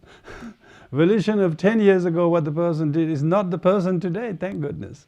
But yet we are blaming him or her or ourselves because of, as the fourth aggregate is truly existing. Why did Heart Sutra? It's called Heart Sutra. If it doesn't hit the heart of the teachings, what is the teaching? Why, it's the perfection of wisdom that is deified as a deity. The mantra, the teaching, the whole idea of emptiness is manifested as a Tara. Because people can't relate to the ontological meaning of emptiness philosophically. But when they know the deity, the goddess, the savior, goddess of fearlessness, goddess of fertility, goddess of kindness, goddess of this, everybody can relate to it because it got eyes and ears and nose. They can put a face to it, you know. We have to give face to the teaching of emptiness. If you remember Tara. Tara is the Facebook of emptiness. I'm going too far, yeah. Anyway, so we have done the Tara practice today, and tomorrow, I'm going to go in a similar fashion, but about Vajrapani. Sorry, it's Vajrasattva rather. I don't know which will be then, so in the evenings time that you have, you have time to do this practice on your own, because it's really good to do yourself in the Gompa or somewhere quiet under the trees. A very nice day today, as unlike yesterday, so wet. And have a try to do the practice. Try to read these pages as I mentioned, because this gives the whole outline and description of the puja as well. The puja we do in the morning is a slightly different. You're visualizing Tara in the front, like the beginning of the sadhana. You invoke the Tara, 21 Taras there. And then you are making offerings, paying homage, doing the seven-limb prayer, making mandala offering. You can see it's called mandala offering because the offering takes a central stage of the Tara practice. So it offers the 8 offerings plus the mandala. But at the very beginning got the homage, which is the first limb. Second is offering. Third is confession. And then the rejoicing, and all the rest are all in there. So all the rest of the practices are in the praise to 20. Sorry, when you do that 4 mandala offering Tara. 4 mandala offering Tara is first you do the lineage guru prayer, and then you do the refuge in bodhicitta, and then you do the first mandala offering to the Buddhas and Bodhisattvas, yeah, and 8 offerings. So that's the first mandala offering. During that, you don't recite the praise to 21 Taras. During the second, third, and fourth, you recite the praise to 21 Tara, 2 times, 3 times, 7 times, respectively, while doing the offerings and mandala offering and confession. All of this happens on each. So they're basically repeating the same ritual 3 times with a different number of praise to 21 Taras. But that time, you and I are just the post-meditation practitioner, Tara practitioner, but visualizing the whole merit field, like a merit field like that was merit field of Lamdre. And that you visualize the merit field of 21 Tara. You have seen some 21 Tara tankas here. Visualize the green Tara in the center, and all the other 20 Taras are around her. And so feel their presence, very, very animated, and yourself being motivated, inspired to do and then think of your loved ones, mother on the left, father on the right, and all sentient beings, particularly some difficult people in your life due to your anger or whatever. You just think of them in front of you, and they all are bowing down, they all are paying homage, they're all doing offering, they're all making confession. And then when you recite the mantra, from the green Tara's heart rays of light issue, and all of the obstacles that them to each other are relieved and removed, and the blessings and positive energies are all experiencing them. But it says in the praise, doesn't it? It says that there is a Tara mantra in the heart, see the syllable Tam, surrounded by the mantra, and then as a result of that, you are reciting the mantra.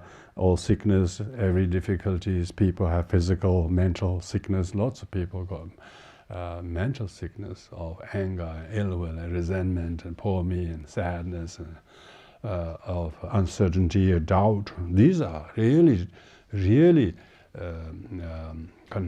challenging your lifespan, your health. When you do ill will, they become sickness. You don't have to have any symptoms. You have ill will. That's already bad enough. So don't have resort to any ill will. You're not only praying to Tara to get rid of suffering and causes, but you should learn not to do them yourself.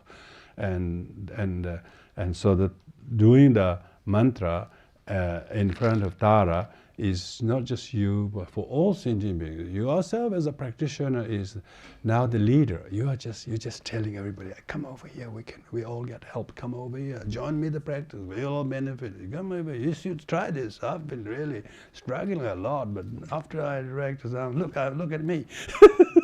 Now come and join me. You're visualizing them, and then visualizing that they all are being very receptive and cooperative, and with that thought, that inclusive thought. People ask you, don't they? Please think of me. How do you think of them? Do you tell them, send a text, I'm thinking of you? What does it mean?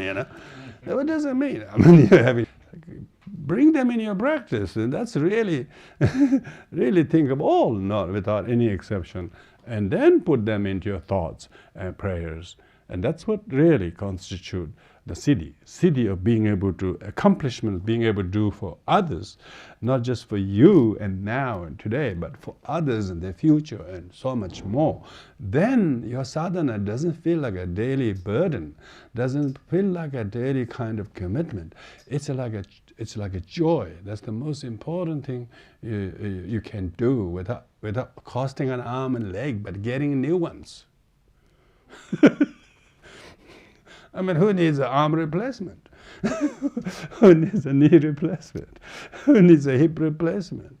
Yeah, you wait until you do the Tara practice, and it says in the praise to 21 Tara, it says at the end of the thing, when you recite the benefit of Tara, praises to 21 Tara. I think it's here on page 16, benefits of Tara. Pious one who asks for great faith, with reverence to Goddess, at dusk, at dawn, with mindfulness. So talking about early morning is the best, and also at dawn, will be given all fearlessness. When you recite the Tara practice, when you do the prayer, you will receive the fearlessness. Will have all misdeeds pacified. It will purify your karma by doing that. All and lower realms will be destroyed. It means you will not do lower realms. You will not do greediness. You will not do miserliness. You will not do hatred. Lower realms be destroyed, of course, literally means you wouldn't go to lower realms. Of course, if you don't do the cause, you won't get the result. So what is the cause? You don't do hatred. You don't do resentment. You don't do blaming. Fearless will be destroyed. One will receive blessing quickly. Yeah, blessing quickly means things happen quickly. Change will happen quickly. You thought you wouldn't resolve this year, but you did it in the retreat. You've gone home without any enmity. You came with the whole of baggage, and now you just unloaded them in SIBA, and we don't know what you're talking about. You can't see anything. Maybe it was going in the pond down there, All misdeeds pacify, all lower realms be destroyed. Receive blessing, and 70 million Buddhas. Yeah, you have the benefit of being witnessed and blessed by 70 million Buddhas, gaining a better life than this. Yeah, you will. This life can change within this life. That's mean that. Doesn't mean you have to wait until next life. That's a boring long. Wait until you change in this life, bearing a better life. One will reach full enlightenment. Yeah, that's incredible. I mean, this is spoken by Vairochana, by the way. Vairochana Buddha wrote this praise. This is no just local poets wrote it. Vairochana Buddha wrote it. Even most dreadful poisons, if you've been food poisoned or whatever, beings, plants, minerals, are removed. As soon as you say this mantra, all the poison will remove. Eaten or drunk by remembering Mother Tara. Just remember Tara and her qualities. You will find yourself completely, depoisoned. These will avoid all pain caused. Yeah, these will prevent you from causing any similar pains in the future. That's the siddhi. By spirits, fevers, and poisons. Yeah, so pains caused by other spirits, evil spirits, malice, gossip. Some people have people gossiping against you, but it doesn't bother you. You feel compassion to them. Other people are really annoyed. They can't stand. They can't sleep. Because if you just recite Tara mantra and their ill will, their bad mouth doesn't harm you because you feel compassion to them. You don't become so choked up by hearing what they're saying about you. You don't. You see, that's my friend. That's their suffering, poor thing. You don't worry about them. You don't mind them, poor thing. So this is very powerful. Pain caused. This avoid all pain caused, because what it means that avoid means you don't reduplicate. You don't retaliate with it. You don't feel hurt by it. And it's amazing fitness there. You don't feel hurt anymore. If you stand in front of the arrow, it will hit you. If the arrow comes, you go like this, it wouldn't hurt you. It just catches it even better. Why is the people in sword fighting? So that sword doesn't land on your body. Why is Manjushri holding a sword? Not to brandish it, so that you remain alert, not to become vulnerable. Why are you so vulnerable? Because you are looking down on yourself so much. These will aid others' welfare too. Yes, not only this will protect you from others, but this will protect others from others.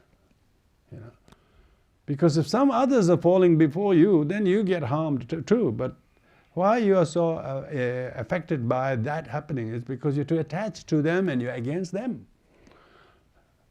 Because if you are taking part, biased to one, you will be hurt just as much as the other one you think you don't want to get hurt.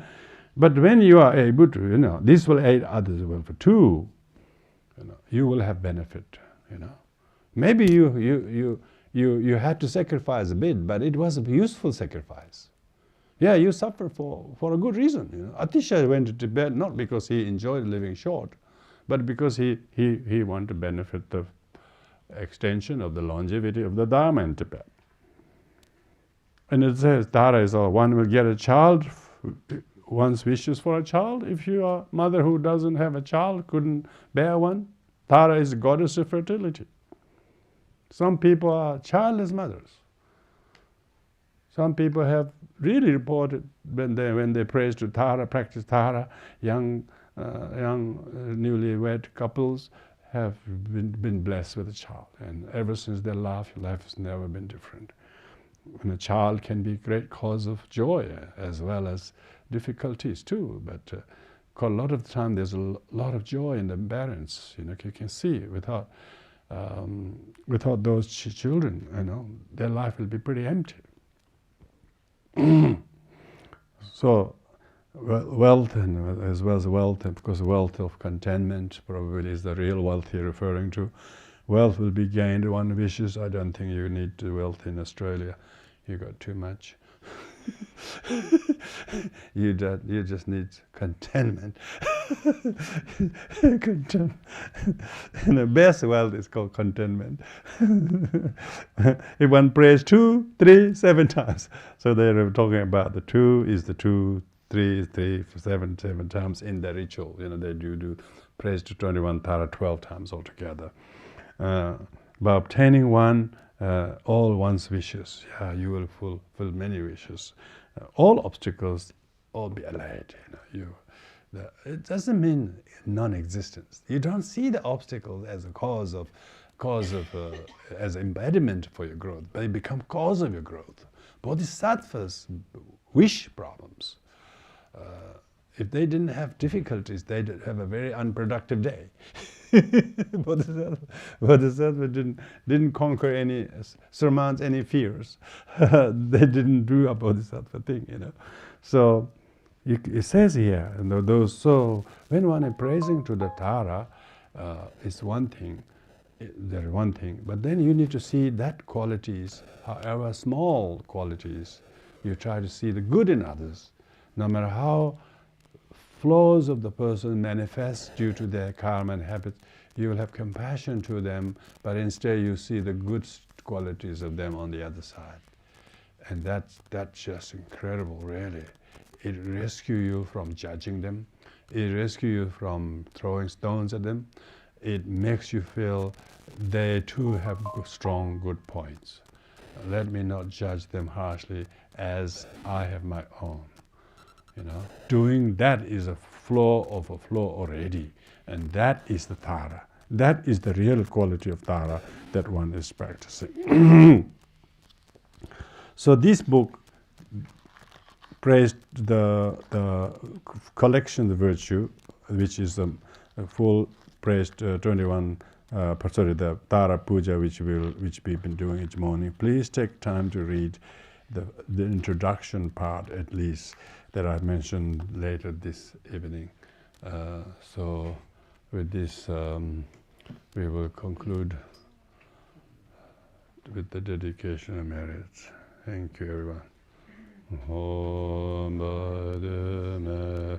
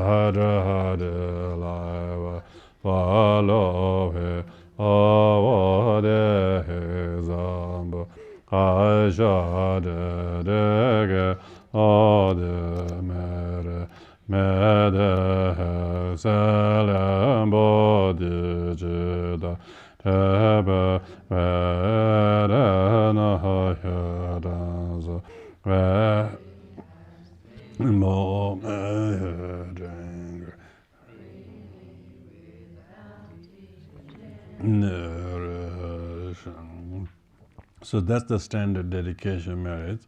But when you finish the sadhana on page 7, it has its own dedication prayer. So after you recite the mantra, however, not so long, because it doesn't have to be long, but it has to be long in quality. The qualities of maybe one round is better than lack of qualities or mumbling so many hours. So quantity will help if it matches the quality. If the duration is short, but if you put all the thoughts, the feelings just as a strong and full of meaning, you recite that, and with the retention, how to carry these blessings and gifts into your journey, into your rest of life, outside the sadhana. So that's with this, you do this prayer. Let's do this on page 7. Oh, blessed one, I supplicate you to grant the common and extraordinary siddhis to me and all sentient beings without exception. By this virtue may I swiftly reach the state of Tara and place upon her stage all living beings without exception. Casting off the flows of the body, you possess the perfection of major and minor marks. Casting off the flows of speech, your voice is like the melody of Kalapinka bird. Casting off the flows of mind, you understand things which are infinite. By the grace of glorious blazing mother, may auspiciousness prevail.